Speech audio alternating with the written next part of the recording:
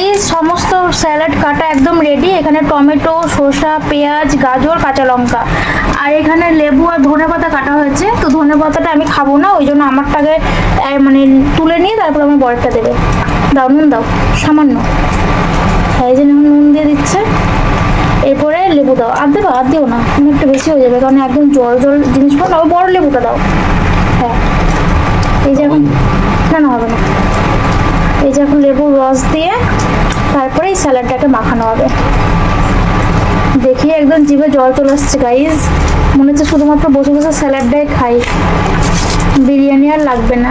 আর ওই যে এখানে বিরিয়ানি ভাপ হচ্ছে এখনো, আর একটুখানি হলেই হয়ে যাবে, বেশিক্ষণ লাগবে না। তো এই যে দেখো স্যালাডটা মাখা দেখে তোমাদের কার কার খেতে ইচ্ছে করছে অবশ্যই কমেন্টে জানাও। আমার তো দেখেই জিভে একদম জল চলে আসছে, সেই সুন্দর হয়েছে আর দারুণ সুন্দর স্মেল বেরোচ্ছে।